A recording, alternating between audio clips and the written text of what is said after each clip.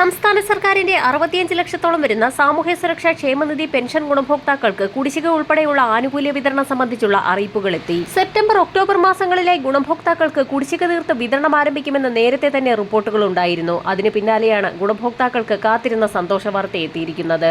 സാമൂഹ്യ സുരക്ഷാ ക്ഷേമനിധി പെൻഷൻ ഗുണഭോക്താക്കൾക്ക് പുറമെ കാലങ്ങളോളമായി കുടിശ്ശിക തുക മുടങ്ങിക്കിടക്കുന്ന കെട്ടിട നിർമ്മാണ മേഖലകളിൽ ഉൾപ്പെടെയുള്ളവർക്കുള്ള ആനുകൂല്യ വിതരണം ഉൾപ്പെടെയാണ് സംസ്ഥാന ധനവകുപ്പിന്റെ ഭാഗത്തു നിന്നും ആരംഭിക്കുന്നത്. ഒക്ടോബർ മാസത്തിന് മുന്നോടിയായി ഗുണഭോക്താക്കൾക്ക് കുടിശ്ശിക ഉൾപ്പെടെയുള്ള ആനുകൂല്യങ്ങൾ എത്തിച്ചേരുമ്പോൾ സർക്കാർ നിശ്ചയിച്ചിട്ടുള്ള സമയപരിധിക്കുള്ളിൽ നിർബന്ധിത സർട്ടിഫിക്കറ്റുകൾ സമർപ്പിച്ചവർക്കും വാർഷിക മസ്റ്ററിംഗ് പൂർത്തിയാക്കിയവർക്കും അക്കൗണ്ടുകളിലേക്കും കൈകളിലേക്കും 3200 രൂപ വീതം എത്തിച്ചേരും.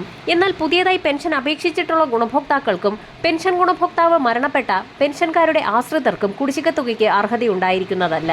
തദ്ദേശീയ തലത്തിൽ വാർഡ് അടിസ്ഥാനമാക്കിയുള്ള സോഷ്യൽ ഓഡിറ്റിംഗിന്റെ ഭാഗമായുള്ള ഭൗതിക സാഹചര്യ പരിശോധനകളിൽ സ്വന്തമായി 4 ചക്ര വാഹനമുള്ളവർ, മറ്റ് പെൻഷൻ ഗുണഭോക്താക്കൾ വീട്ടിലുള്ളവർ, AC ഉൾപ്പെടെയുള്ള മെച്ചപ്പെട്ട ജീവിത സൗകര്യങ്ങളുള്ള വീടുകളുള്ളവർ, 1 ലക്ഷം രൂപയിൽ കൂടുതൽ വാർഷിക വരുമാനമുള്ളവർ തുടങ്ങി നിരവധി ആളുകളെയാണ് പുതിയതായി തയ്യാറാക്കപ്പെട്ട പെൻഷൻ പട്ടികയിൽ നിന്നും പുറത്താക്കിയിരിക്കുന്നത്. ഇതോടൊപ്പം തന്നെ ഉദ്യോഗസ്ഥർ നടത്തിയ പരിശോധനയിൽ ഇരട്ട പെൻഷൻ വാങ്ങുന്നവരെ ഉൾപ്പെടെ കണ്ടെത്തിയിരിക്കുകയാണ്. ഇവർക്കെതിരെ കടുത്ത നടപടികൾ വരും ദിവസങ്ങളിൽ തന്നെ ഉണ്ടാകുമെന്നാണ് സംസ്ഥാന സർക്കാരിന്റെ ഭാഗത്തു നിന്നും അറിയിപ്പുകൾ വന്നിട്ടുള്ളത്.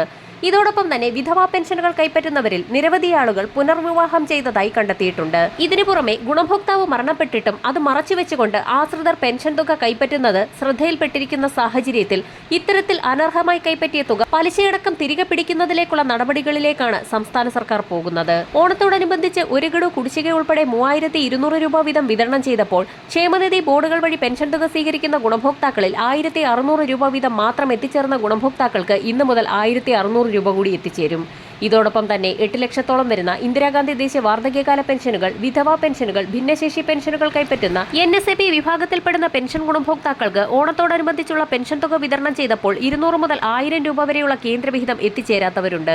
അങ്ങനെയുള്ള ആളുകളുടെ ആധാരധിഷ്ഠിത ബാങ്ക് അക്കൗണ്ടുകളിലേക്ക് 1000 രൂപ വരെയുള്ള കേന്ദ്രവിഹിതം ഇന്നു മുതൽ എത്തിച്ചേരും. മസ്റ്ററിംഗ് ഉൾപ്പെടെയുള്ള സർക്കാർ മാനദണ്ഡങ്ങൾ വിജയകരമായി പൂർത്തിയാക്കിയ ഗുണഭോക്താക്കൾക്ക് സെപ്റ്റംബർ, ഒക്ടോബർ മാസം മുതൽ കുടിശ്ശിക തീർത്തുള്ള വിതരണം ആരംഭിക്കുമ്പോൾ 3200 രൂപയുടെ ഗഡുക്കൾ വീണ്ടും എത്തിച്ചേരും. വരുന്ന ആഴ്ച മുതൽ പെൻഷൻ വിതരണ നടപടികൾ ആരംഭിക്കുമ്പോൾ ഏറ്റവും പുതിയ വിതരണ ലിസ്റ്റിന്റെ അടിസ്ഥാനത്തിൽ അർഹതപ്പെട്ട എല്ലാ ഗുണഭോക്താക്കൾക്കും തുക എത്തിച്ചേരും. ഇതോടൊപ്പം തന്നെ മറ്റൊരു സർക്കാർ അറിയിപ്പ് കൂടി എത്തിയിരിക്കുകയാണ്. പ്രാഥമിക സഹകരണ സംഘം, കേരള ബാങ്ക്, സഹകരണേതര വകുപ്പുകളിലെ സഹകരണ സംഘങ്ങളിൽ നിന്നും വിരമിച്ച പെൻഷൻകാർ, കുടുംബ പെൻഷൻ വാങ്ങുന്നവർ, ആശ്വാസ് സമാശ്വാസ് പദ്ധതി പ്രകാരം പെൻഷൻ വാങ്ങുന്നവർ, കയർ സ്പെഷ്യൽ സ്കീം പ്രകാരം പെൻഷൻ വാങ്ങുന്നവർ എന്നിങ്ങനെ 2025 ജനുവരി മാസത്തിന് മുൻപ് പെൻഷൻ ലഭിച്ചു തുടങ്ങിയവർ മസ്റ്ററിംഗ് നടത്തണമെന്നുള്ള അറിയിപ്പ് കൂടി പുറത്തു വന്നിരിക്കുകയാണ്. സംസ്ഥാന സഹകരണ ജീവനക്കാരുടെ പെൻഷൻ ബോർഡ് അഡീഷണൽ രജിസ്ട്രാർ ആണ് അറിയിപ്പ് പുറത്തുവിട്ടിരിക്കുന്നത്. മസ്റ്ററിംഗ് പൂർത്തിയാക്കാത്തവർക്ക് പെൻഷൻ തുക മുടങ്ങുന്നതായിരിക്കും. വരും ദിവസങ്ങളിലെ സർക്കാർ അറിയിപ്പുകൾക്കായി ചാനൽ സബ്സ്ക്രൈബ് ചെയ്യാൻ മറക്കാതിരിക്കുക.